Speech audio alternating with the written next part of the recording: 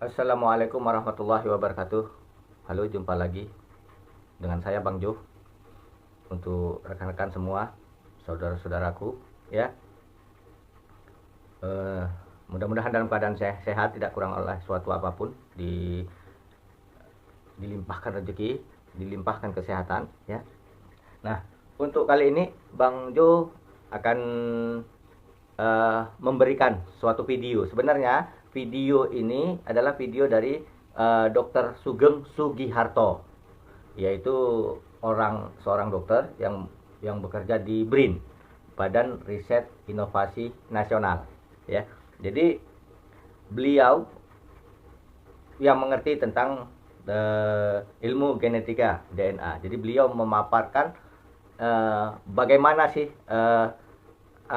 gen-gen Ba'alawi ini, terutama Asegaf dan Shihab, nanti beliau paparkan kenapa mereka itu tidak berani untuk tes DNA, apa alasannya.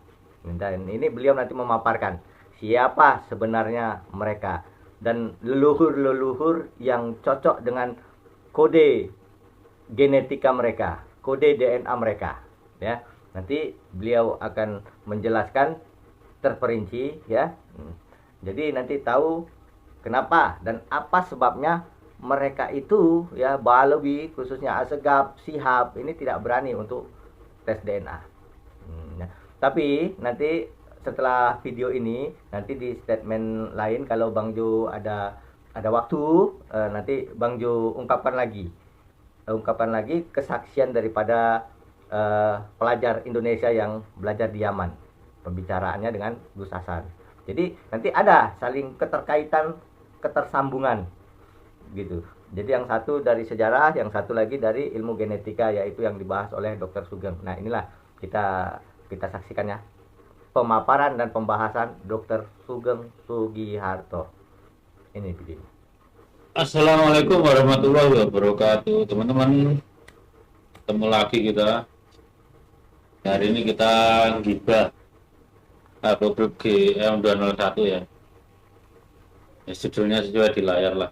Nanti kalian simpulkan sendiri gitu, ya.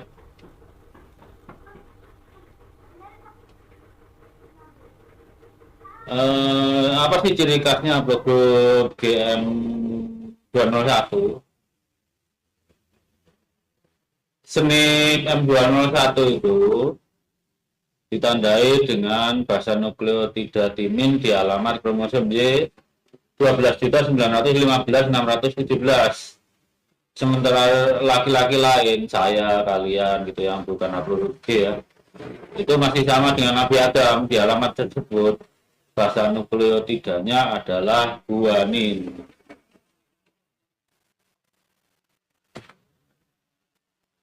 Terus kapan munculnya GM201 itu? Munculnya itu luar tua banget, ya. Kita mencarinya itu dengan cara menghitung perbedaan jenis keturunan GM201 cabangnya itu bisa dihitung. Ya, estimasi termudanya sekitar 35.000 tahun yang lalu lah. Yang tertuanya 48.000 tahun yang lalu. Nanti dengan perkembangan teknologi mungkin kita akan tahu pastinya berapa. Tapi karena laju mutasi keturunannya itu beda-beda, dan kita makin jauh jarak dari kita tuh makin rentang penerimaannya itu makin lebar lah, ya. Jadi ya keturunannya seperti Asgaf, Jamalulail, Habsyi, Alatas, Shihab, Yuya ini nggak bisa dihitung, ya. Al Capone, Stalin lewat anaknya Oji ini yang paling bagus nih. Oji itu tubuhnya ditemukan di timbunan es, jadi terawetkan secara alami. Itu pun juga cuma nggak nyampe setengah DNA-nya yang bisa dipulihkan tuh, sekitar 42%, ya.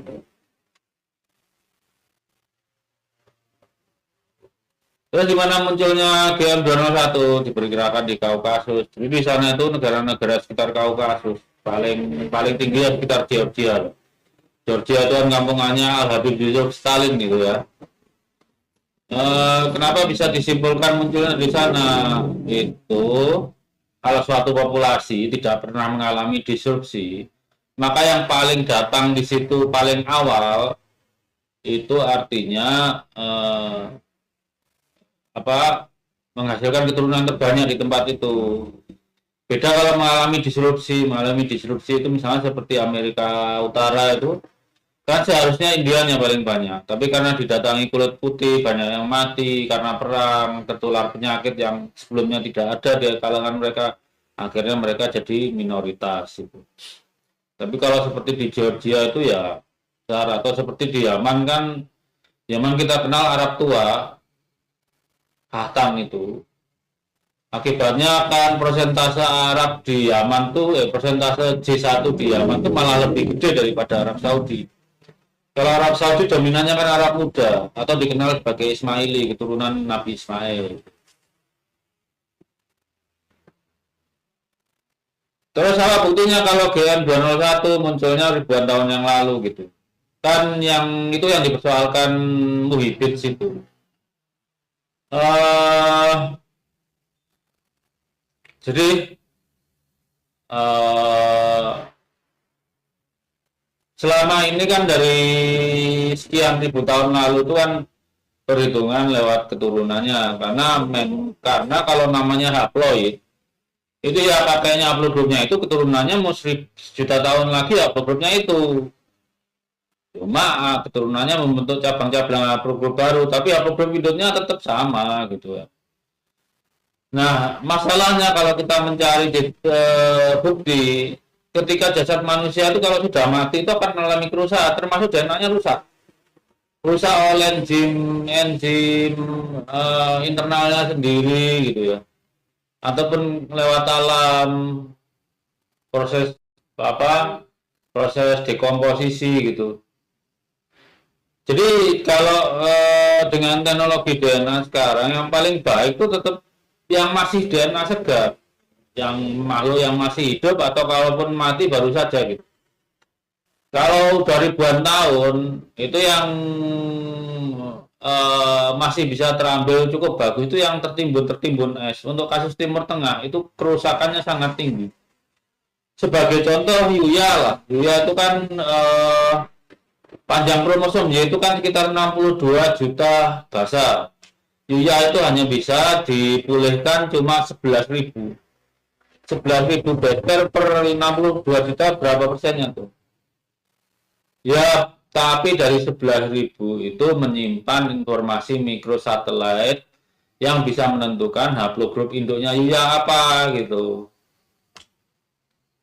Nah, sekarang apakah nggak ada buktinya? Ada. Kalau secara umum, DNA tertua yang kita temukan di manusia itu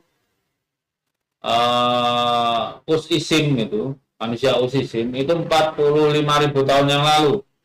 Kalau bukti tertua dengan cara ini udah perhitungan, jadi pakai carbon dating tahunnya jadi lebih pasti. Dengan nggak hanya Us-Isim, banyak juga yang lain yang lebih muda itu bisa dipakai mengkalibrasi laju mutasi manusia. Misal begini, kalau seseorang misalnya 45.000 tahun lalu ditemukan bahwa jumlah mutasinya itu 1.000 gitu ya. Kemudian kan 45.000 tahun yang lalu 1.000, 45 bagi 1.000 apa 45.000 bagi 1.000 kan berarti persenip itu 45 tahun seperti itu. Nah keturunannya misalnya 1.000 tahun lagi berapa? Itu ada selisihnya, nanti bisa dihitung laju mutasinya. Itu yang dinamakan dengan kalibrasi. Nah ini bukti-buktinya gitu ya. Nanti literaturnya di belakang.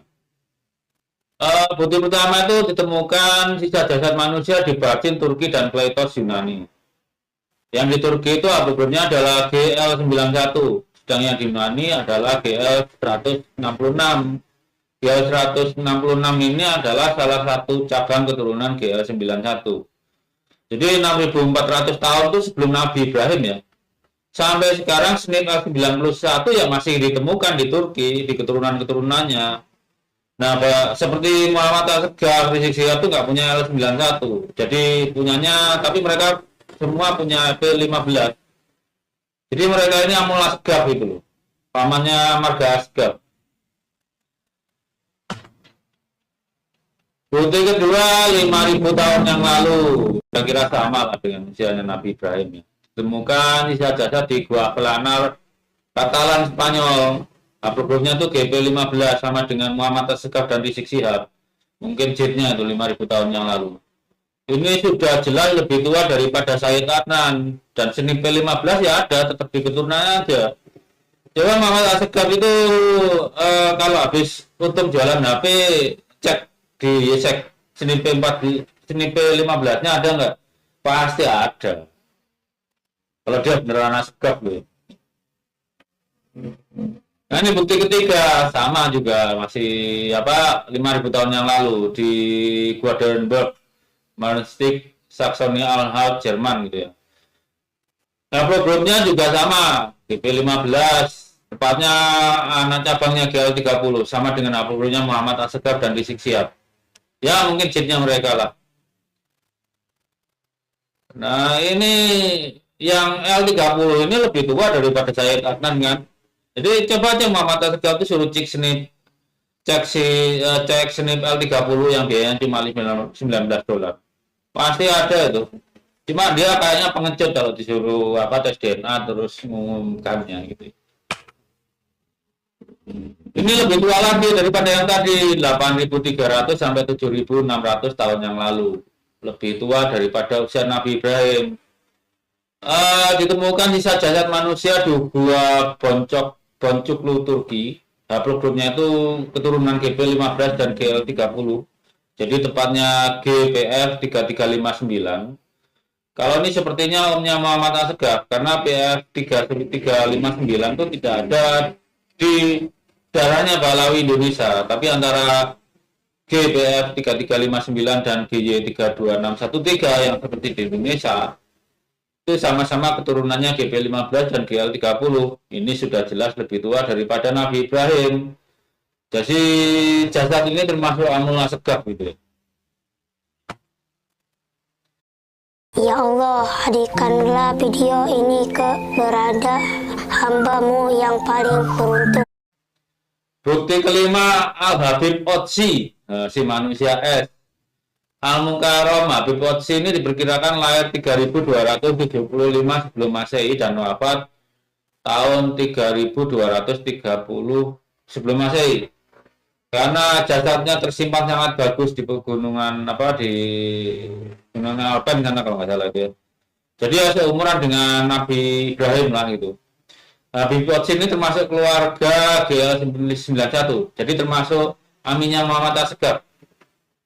Bersamaan dengan Muhammad Asgab itu baru P15 saja. Tapi Muhammad Asgab nggak punya L91. Nah,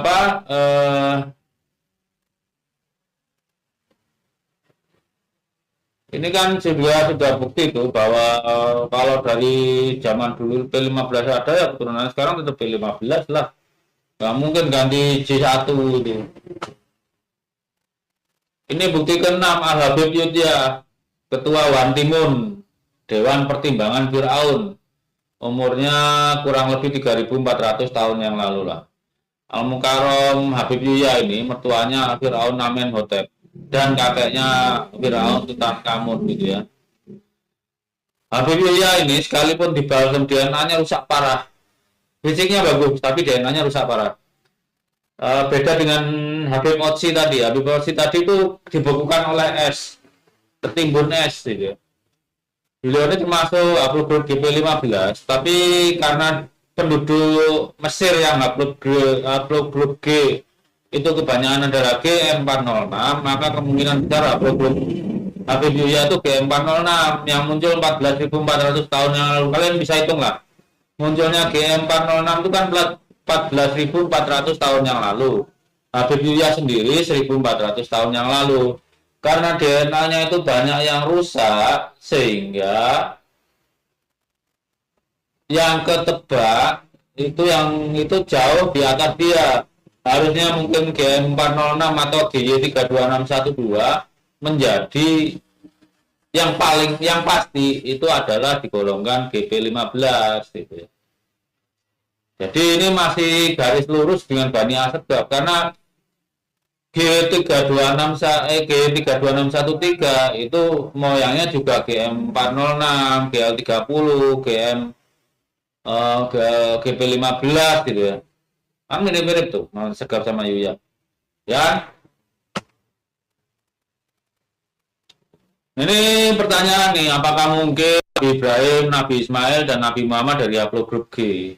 Ya, karena yang dari 8.000 tahun yang lalu haplogrup G-nya sudah ada tuh, keturunan-keturunan sekarang haplogrup G itu juga masih nyimpen M01.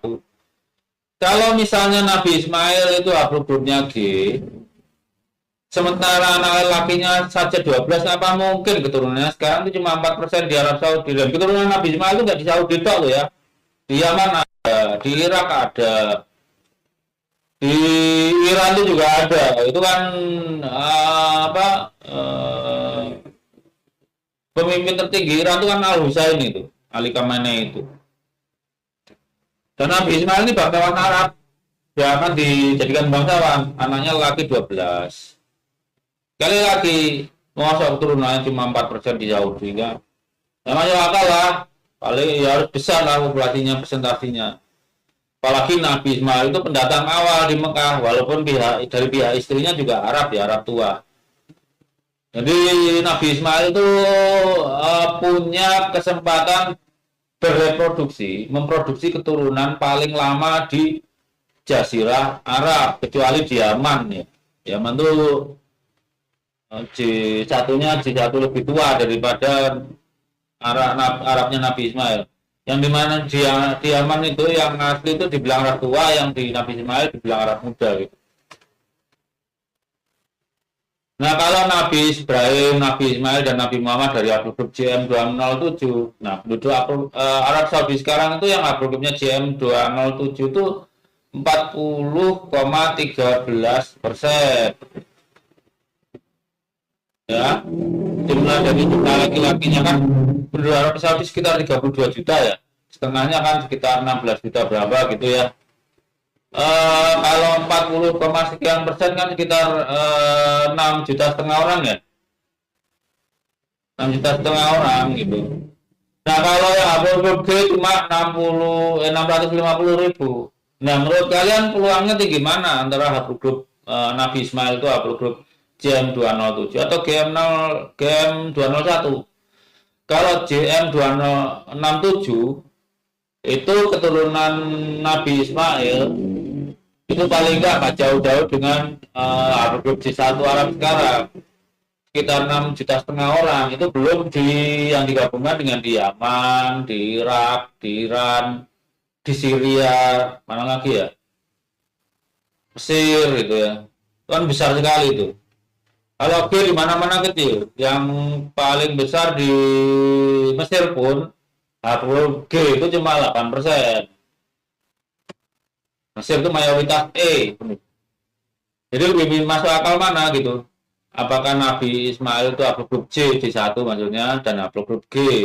Kalau haplogrup G seperti Muhammad Asegaf itu, penduduk Saudi yang haplogrup G cuma 4%. Padahal Nabi Ismail itu datang paling dulu ke Mekah, anaknya banyak, anak laki-lakinya 12.